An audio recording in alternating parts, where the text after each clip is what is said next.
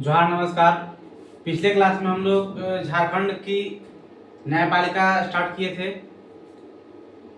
उसमें झारखंड की न्यायाधीशों की नियुक्ति तक हम लोग देखे थे कि जो झारखंड की जो न्यायाधीश हैं यानी हाई कोर्ट की, झारखंड के हाई कोर्ट की, उच्च न्यायालय की न्यायाधीशों की नियुक्ति के बारे में हम लोग देखे थे।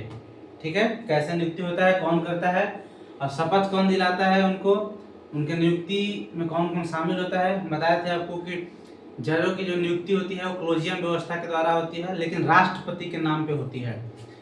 कौन करता है? उच्च न्यायालय के न्यायाधीशों की नियुक्ति एक लाइन में अगर पूछे तो राष्ट्रपति करते हैं, बट कोलोजियम व्यवस्था के द्वारा होता है।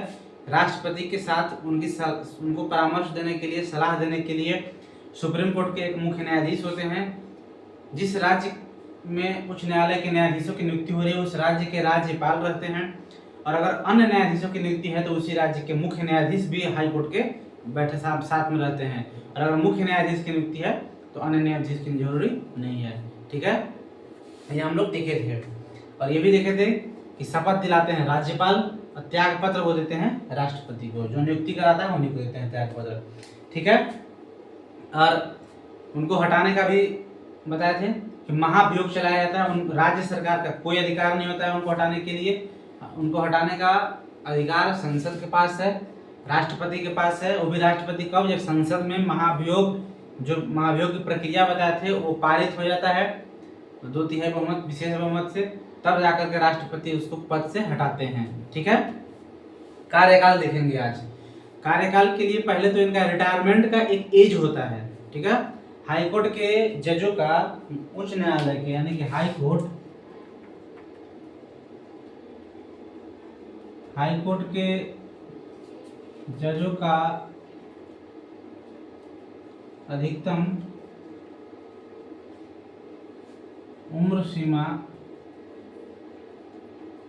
62 साल होता है। ठीक है, यानी कि 62 साल के बाद जज रिटायर्ड हो जाते हैं। ठीक है, वो या मुख्य न्यायाधीश हों या अन्य न्यायाधीश हों, हाई कोर्ट का, उच्च न्यायालय के जो न्यायाधीश होते हैं वो 62 वर्षों के बाद रिटायर हो जाते हैं। उनकी अधिकतम उम्र सीमा 62 साल होता है। ठीक है, और सुप्रीम कोर्ट का 65 साल होता है। सुप्रीम कोर्ट का 65 साल होता है। ठीक है, वे या फिर वे किसी भी समय अपना त्यागपत्र स्वयं राष्ट्रपति के को समक्ष रख सकते हैं। ठीक है, वे स्वेच्छा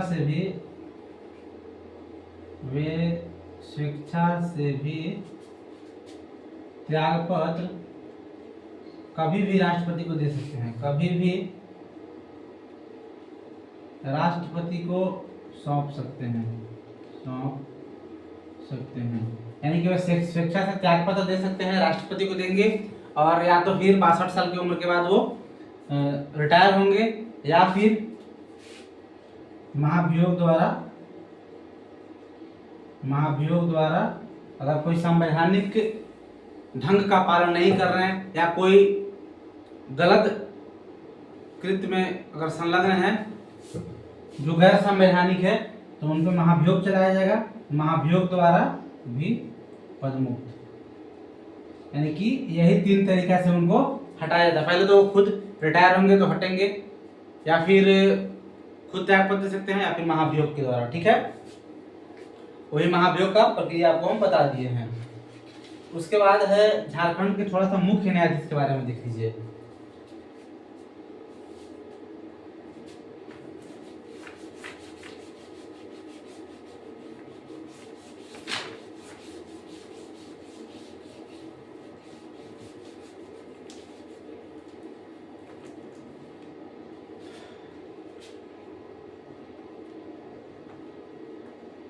मुख्य न्यायाधीश, हर एक कोर्ट में मुख्य न्यायाधीश होते हैं, चाहे डिस्ट्रिक्ट कोर्ट हो, चाहे हाई कोर्ट हो, या सुप्रीम कोर्ट हो।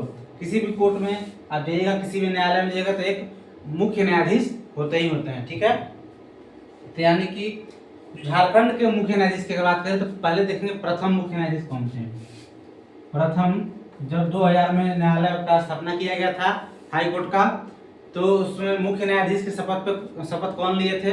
वो थे आपका विनोद कुमार गुप्ता। प्रथम थे विनोद कुमार गुप्ता। विनोद कुमार गुप्ता, ये झारखंड हाई कोर्ट के प्रथम मुख्य न्यायाधीश थे, प्रथम चीफ जस्टिस थे विनोद कुमार गुप्ता। वर्तमान में कौन है? वर्तमान में कौन है? महेश चंद्र सोनक, महेश शरद चंद्र सोनक, ठीक है। वर्तमान में महेश शरद चंद्र सोनक, ये जनवरी 2026 से, ठीक है, जनवरी 2026 से महेश शरद चंद्र सोनक जो अभी वर्तमान में है, ठीक है। और पहले कौन थे? सबसे पहले थे विनोद कुमार गुप्ता, मुख्य न्यायाधीश, ठीक है। यानी झारखंड के मुख्य न्यायाधीश के बारे में और क्या जो अन्य न्यायाधीश के बारे में था सब बता दिए थे। मुख्य न्यायाधीश का अन्य न्यायाधीश को एक ही साथ बताए थे पहले। इनकी नियुक्ति राष्ट्रपति करते हैं, करेंगे, ठीक है। कोलिजियम व्यवस्था से, कोलिजियम सिस्टम से कौन कौन रहेंगे शामिल? राष्ट्रपति के साथ साथ सुप्रीम कोर्ट के मुख्य न्यायाधीश, राज्य के राज्यपाल, राष्ट्रपति के साथ साथ सुप्रीम कोर्ट के मुख्य न्यायाधीश, राज्य के जो राज्यपाल, जिस राज्य के मुख्य न्यायाधीश की नियुक्ति होगी उसी राज्य के राज्यपाल रहेंगे और इनकी नियुक्ति होती है। त्यागपत्र ये राष्ट्रपति को सौंपेंगे, मुख्य न्यायाधीश त्यागपत्र राष्ट्रपति को सौंपेंगे, शपथ राज्यपाल कराएंगे, बस हो गया, ठीक है। शपथ राज्यपाल कराएंगे और इनकी जो नियुक्ति का जो एलिजिबिलिटी होता है वो अन्य न्यायाधीश, मुख्य न्यायाधीश सबका, हाई कोर्ट का न्यायाधीशों की एलिजिबिलिटी एक होता है, सेम होता है, ठीक है। ऐसा नहीं कि हाई कोर्ट का अलग होता है, सॉरी, मुख्य न्यायाधीश का अलग होता है, अन्य न्यायाधीश का अलग होता है, सबका सेम है। अब हम लोग देखेंगे जिला न्यायालय। उच्च न्यायालय देख लिए। उच्च न्यायालय राज्य में होता है, मतलब एक या दो या अधिक राज्यों या केंद्र शासित प्रदेश के लिए एक उच्च न्यायालय होता है, ठीक है। या तो अकेले राज्य के लिए भी होगा या वो दो राज्यों के मिलाकर भी एक उच्च न्यायालय होता है। तो हमारा जो झारखंड का हाई कोर्ट है वो अकेला हमारा सिर्फ झारखंड का है, सेपरेट है, जिसकी जो हमारा राज्य की राजधानी रांची में स्थित है, ठीक है। आपको बताए थे, आपको हाँ एक चीज भूल गए थे, जो हम आपको बोले थे कि झारखंड का जो नया वाला हाई कोर्ट बना है, झारखंड का जो नया वाला हाई कोर्ट है, झारखंड का जो नया हाई कोर्ट है, हाई कोर्ट रांची में 165 एकड़ में 165 एकड़ में बना है, ठीक है। जो कि सुप्रीम कोर्ट, ये बताया था कि देश के सभी हाई कोर्टों से बड़ा परिसर है इसका, परिसर मतलब एरिया 165 एकड़ में बना है नया वाला। और यह सुप्रीम कोर्ट 27 एकड़ में है, उससे भी कई गुना बड़ा है इसका परिसर, सुप्रीम कोर्ट के परिसर से भी कई गुना बड़ा है। सुप्रीम कोर्ट जो कि 27 एकड़ में बना हुआ है, ठीक है। सुप्रीम कोर्ट 27 एकड़ में है, इससे भी कई गुना बड़ा है, कई गुना बड़ा है इसका परिसर, एरिया, क्षेत्रफल, ठीक है। इसका बताया है कि उद्घाटन राष्ट्रपति द्रौपदी मुर्मू के द्वारा किया गया था। अब देखेंगे हम लोग झारखंड की न्यायपालिका में देखेंगे जिला न्यायालय। जिला न्यायालय आप देखे हुए कि झारखंड के सभी जिला में एक जिला न्यायालय है, डिस्ट्रिक्ट कोर्ट है। झारखंड के 24 जिला में डिस्ट्रिक्ट कोर्ट है, जिला न्यायालय है, तो उनके बारे में पढ़ेंगे, उनका अधिकार कार्य क्षेत्र जो भी है हम लोग देखेंगे, ठीक है। डिस्ट्रिक्ट कोर्ट जिला न्यायालय को दो भागों में बांटा गया है। जिला न्यायालय को एक हो गया डिस्ट्रिक्ट कोर्ट, एक हो गया डिस्ट्रिक्ट कोर्ट, एक हो गया डिस्ट्रिक्ट कोर्ट और दूसरा हो गया सेशन कोर्ट। सेशन कोर्ट इसको बोलते हैं सत्र न्यायालय, सत्र न्यायालय, ठीक है। और इसको बोलते हैं जिला न्यायालय, इसको बोलते हैं जिला न्यायालय, जिला न्यायालय, ठीक है। एक मतलब जो जिला का जो अंदर जो न्यायालय है, जिला न्यायालय जो होता है उसको दो भागों में बांटते हैं, एक डिस्ट्रिक्ट कोर्ट जिला न्यायालय, एक सेशन कोर्ट सत्र न्यायालय, ठीक है। डिस्ट्रिक्ट कोर्ट में सिविल कोर्ट का मामला दिखाया जाता है। यहाँ सिविल कोर्ट का मामला देखा जाता है, और यहाँ पे क्रिमिनल कोर्ट का मामला। यहाँ पे सिविल कोर्ट का मामला होता है, डिस्ट्रिक्ट कोर्ट में सिविल कोर्ट का मामला होता है, और सेशन कोर्ट सत्र न्यायालय में क्रिमिनल कोर्ट का मामला देखा जाता है। ठीक है, यानी कि हम लोग देखें। उसके बाद जिला न्यायाधीश की इनकी नियुक्ति के बारे में देखेंगे, इनकी नियुक्ति कैसे होता है। इनकी नियुक्ति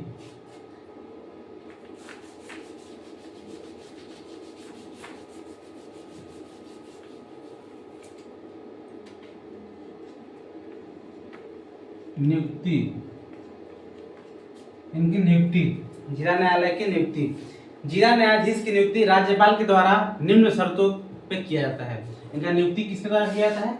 राज्यपाल के द्वारा। राज्यपाल के द्वारा इनकी नियुक्ति की जाती है, ठीक है। राज्यपाल के द्वारा जिला न्यायालयों की नियुक्ति की जाती है। बाकी अन्य देखिए, हाई कोर्ट का, सुप्रीम कोर्ट का राष्ट्रपति के नाम से जाता था, लेकिन जिला न्यायालय यानी डिस्ट्रिक्ट कोर्ट का राज्यपाल के द्वारा इनकी नियुक्ति की जाती है। राज्यपाल के द्वारा, ठीक है, की जाती है निम्न शर्तों पर। कुछ शर्त भी हैं, वह केंद्र जिसका नियुक्ति किया जाएगा उसके बारे में कुछ कंडीशन है, ठीक है, की जाती है निम्न शर्तों पे।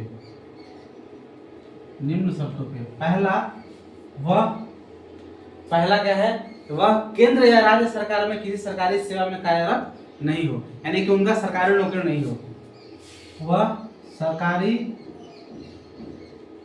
नौकरी में नहीं हो, यानी कि लाभ के पद पर नहीं हो, पहले से सरकारी नौकरी में, केंद्र या राज्य की सरकारी नौकरी में नहीं हो, उसे अधिवक्ता के रूप में कार्य करने का कम से कम 7 वर्ष का अनुभव हो। जैसे हाई कोर्ट के लिए 10 वर्ष का दिया था ना एलिजिबिलिटी, उसी प्रकार डिस्ट्रिक्ट कोर्ट के लिए अधिवक्ता के रूप में कम से कम 7 वर्ष का अनुभव हो, ठीक है, कम से कम 7 वर्ष के लिए का एक्सपीरियंस हो वकील अधिवक्ता के रूप में, ठीक है। उसके बाद उच्च न्यायालय ने उसकी नियुक्ति की सिफारिश की हो, उच्च न्यायालय के द्वारा उनकी नियुक्ति की सिफारिश की गई हो, ठीक है। पहला क्या है आपका, कि सरकारी नौकरी में नहीं हो, यानी लाभ के पद पे नहीं हो, या केंद्र का हो या राज्य का हो। दूसरा, वह कम से कम 10 वर्षों तक अधिवक्ता का उनके पास अनुभव होना चाहिए। तीसरा, हाई कोर्ट के द्वारा उनकी नियुक्ति के लिए सिफारिश की गई हो। इन तीनों शर्तों के बाद तो राज्यपाल इनका जिला कोर्ट, डिस्ट्रिक्ट कोर्ट की जजों की नियुक्ति करते हैं, ठीक है। यानी कि डिस्ट्रिक्ट कोर्ट में लगभग देख लीजिए हर एक जिला में होता है, ठीक है। ये राज्य के हाई कोर्ट के अधीन होता है, इसको अधीनस्थ न्यायालय भी कहा जाता है। जिला कोर्ट को, डिस्ट्रिक्ट कोर्ट को अधीनस्थ न्यायालय कहा जाता है, हाई कोर्ट के अधीन कार्यरत होता है यह। इसका देख रेख जो होता है वो उच्च न्यायालय के द्वारा किया जाता है, यानी हाई कोर्ट के देख रेख में, हाई कोर्ट के अधीन यह न्यायालय कार्य करती है। और जो हाई कोर्ट है वह सुप्रीम कोर्ट की अधीनस्थ न्यायालय होता है, और सुप्रीम कोर्ट के देख रेख में, सुप्रीम कोर्ट की जांच नियंत्रण में वह कार्य करता है, ठीक है। यानी कि डिस्ट्रिक्ट कोर्ट के बारे में अगर देखा जाए तो किसकी, इस पर नियंत्रण किसका होता है, तो हाई कोर्ट का होता है, ठीक है। हाई कोर्ट का अधीनस्थ न्यायालय, अधीनस्थ मतलब उसके अधीन, उसके नीचे अधीनस्थ न्यायालय ये होता है। इसके बाद देखिए हम लोग नेक्स्ट अगला नया देखेंगे, झारखंड लोक सेवा आयोग, JPSC, Jharkhand public service commission, JPSC.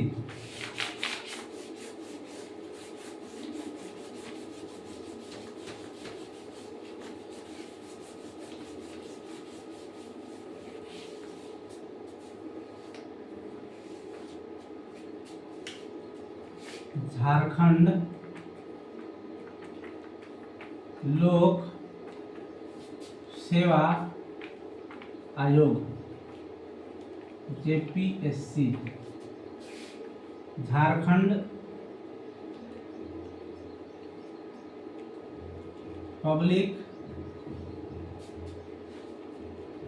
Service commission, Jharkhand public service commission, Jharkhand लोक सेवा आयोग, इनका गठन 2002 में, ठीक है।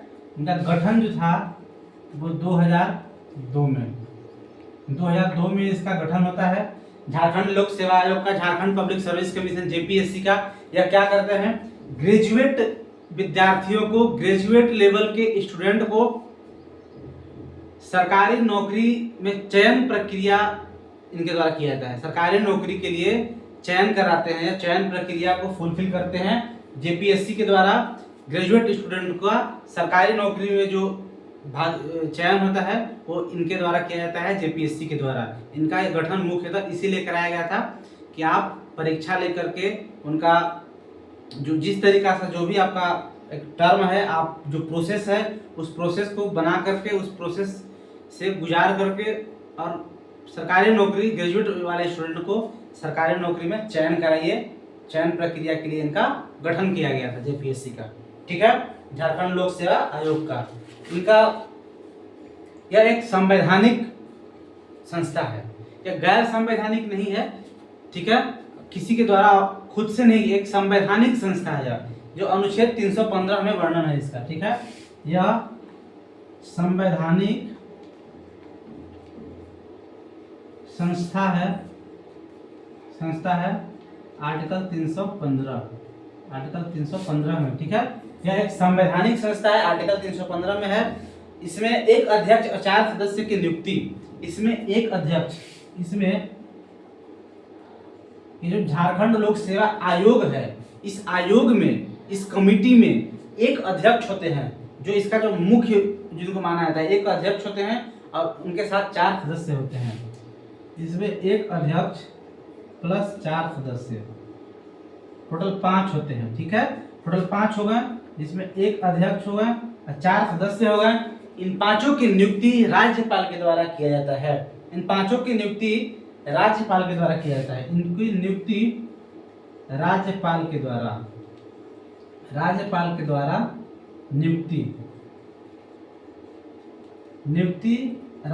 द्वारा किया जाता है, लेकिन इन्हें पद से हटाने का जो अधिकार है वो राज्यपाल के पास नहीं होता है। इन्हें नियुक्ति तो वो कर देते हैं, लेकिन इनको पद से जब हटाना होता है तो राज्यपाल का अधिकार नहीं होता है, वह राष्ट्रपति के पास अधिकार होता है, ठीक है। पद से हटाने का अधिकार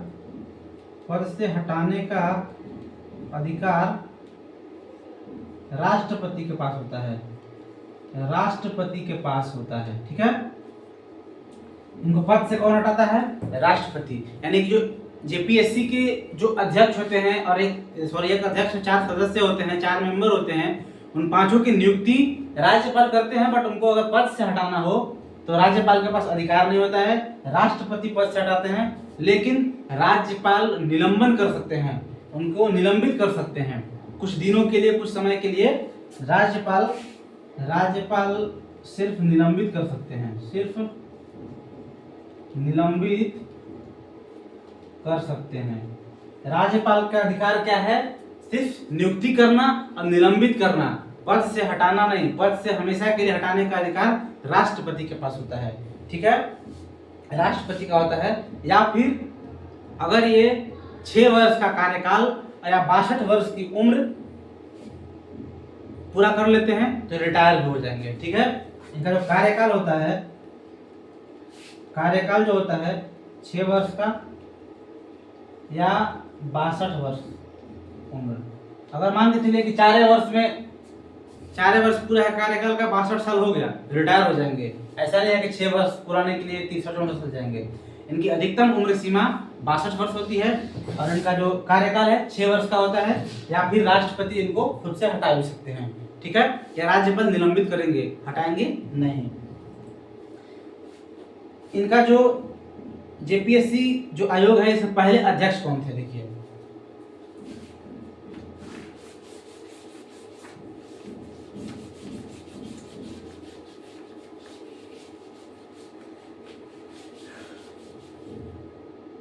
इस आयोग के पहले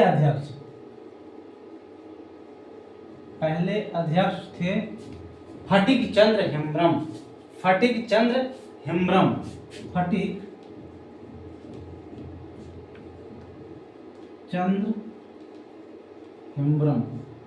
पहले अध्यक्ष इसके थे फटिक चंद्र हेम्ब्रम, ठीक है।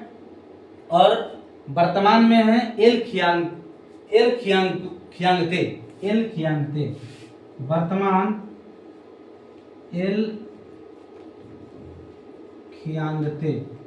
वर्तमान में एल खियांगते हैं। अब पहले थे फटिक चंद्र हेम्ब्रम जेपीएससी के, ठीक है, पहले थे। इसका मुख्य कार्य क्या है?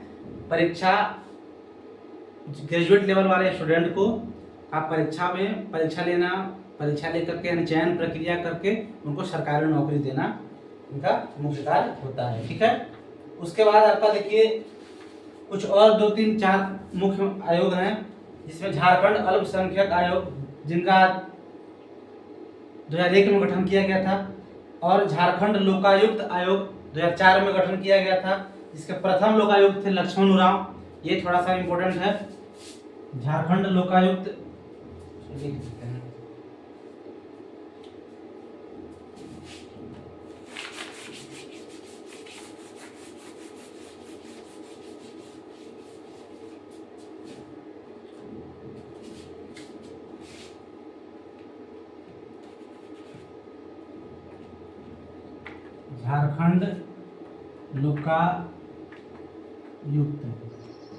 झारखंड लोकायुक्त इसका गठन हुआ था 2004 में, ठीक है। पहले अध्यक्ष थे लक्ष्मण उरांव, ठीक है। झारखंड लोकायुक्त का गठन 2004 में, पहले अध्यक्ष थे लक्ष्मण उरांव, ठीक है। झारखंड महिला आयोग 2006 में, झारखंड महिला आयोग। दूसरा आयोग है झारखंड महिला आयोग, इसका गठन 2006 में। प्रथम अध्यक्ष थे इसके, झारखंड महिला आयोग का गठन 2006 में। प्रथम अध्यक्ष लक्ष्मी सिंह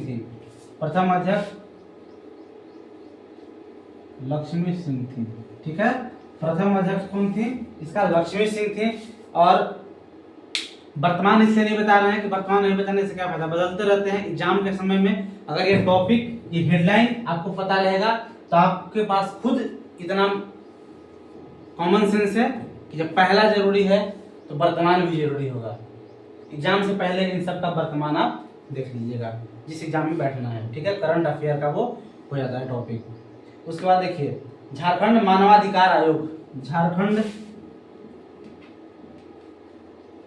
मानवाधिकार आयोग, इनका गठन हुआ था 2010 में। इनका 2010 में, ठीक है। झारखंड मानवाधिकार आयोग का गठन 2010 में। प्रथम अध्यक्ष थे नारायण राय।